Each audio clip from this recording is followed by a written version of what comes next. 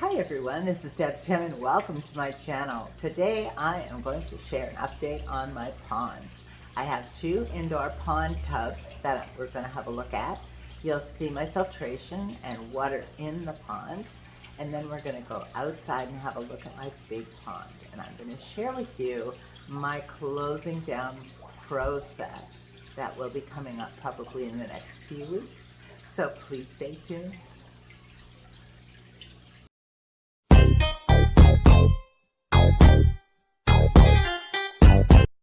Welcome to my family room.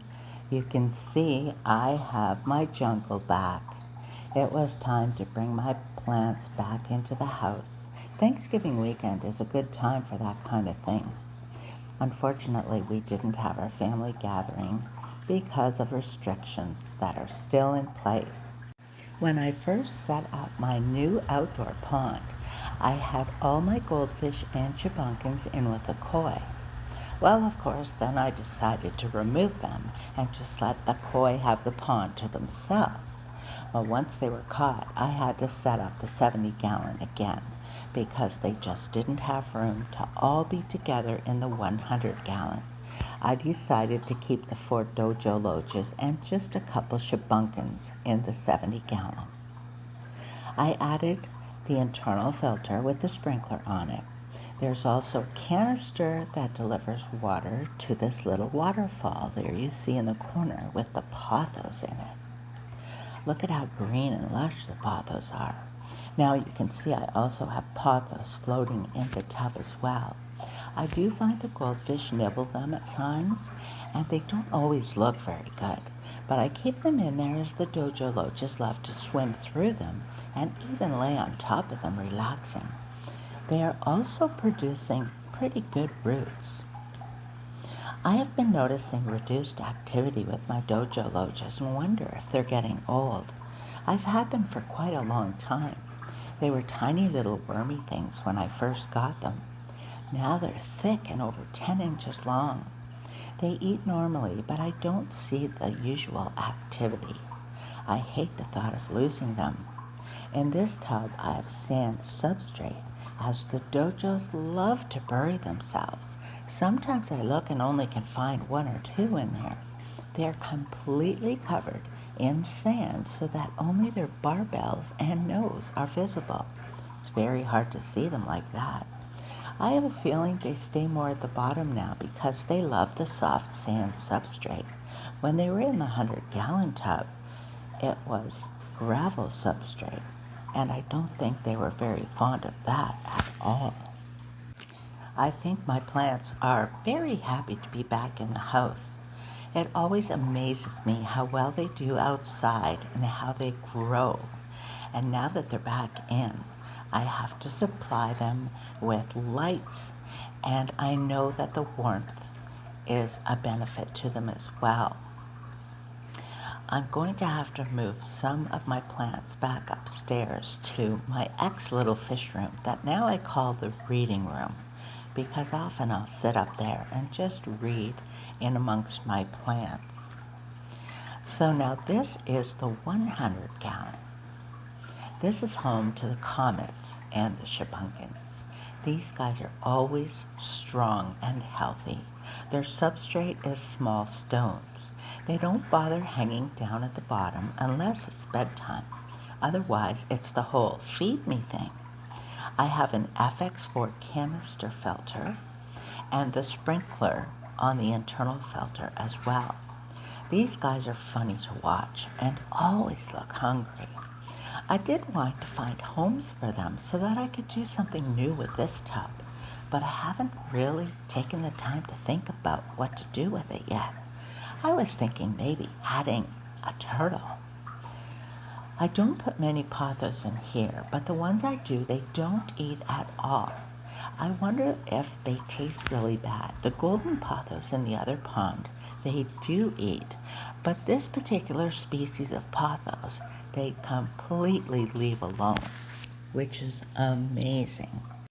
If you have any suggestions as to what I could do with this pond, let me know. I do want to sell or rehome the fish in here, and I was thinking of making it a fancy goldfish pond. And I also tossed around maybe adding a turtle or two. For now, I am just so happy to have my jungle back where it belongs.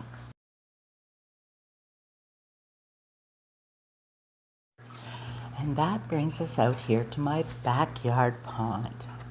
This pond was only dug and developed this past June. I had a friend with a backhoe come and dig it out for me.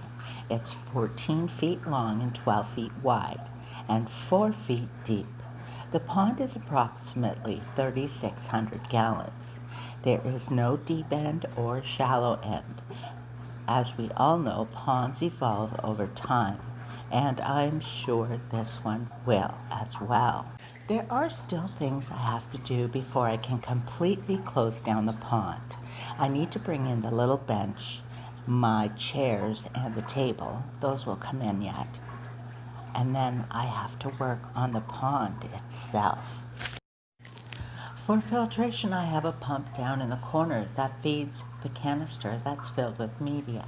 From there, the canister feeds the waterfall, which also is filled with media. In the middle of the pond, I have another pump that feeds the jug in the corner and also produces the fountain. In the pond, there are 16 koi. They range from about 8 to 12 inches in length. They have done well this summer, growing fast. I did have an algae problem in the pond for most of the summer. The pond is in the direct sun from early afternoon until supper time. I did have some plants in the pond hoping that would help, but the koi kept eating them. Nothing survived or escaped them. I even added 4 large sailfin plecos. They must have done some good, as they were a lot bigger when I removed them. I didn't even think about that when I put them in there.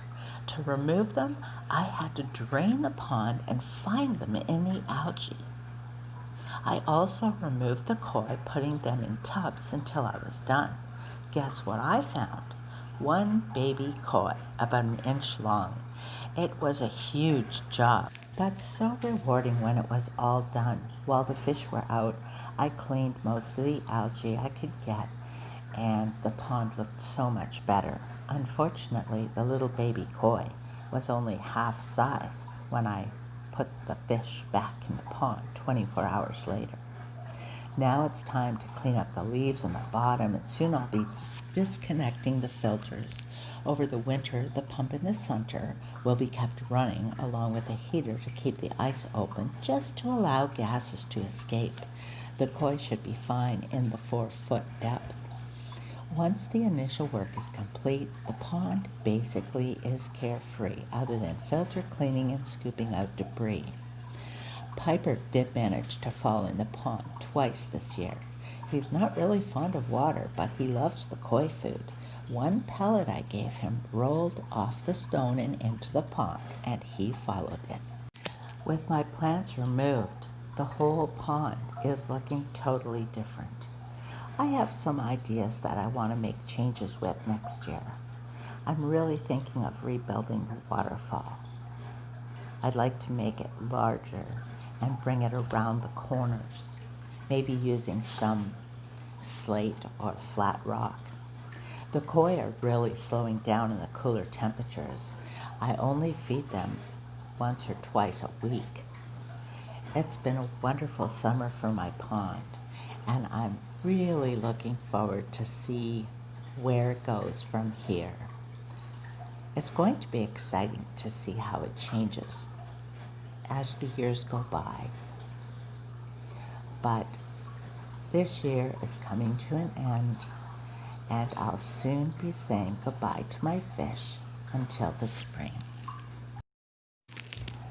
And there's little Piper sitting at the pond. Look how lonely it looks. Hey, maybe I can use it for hockey this winter. Wouldn't that just be awesome?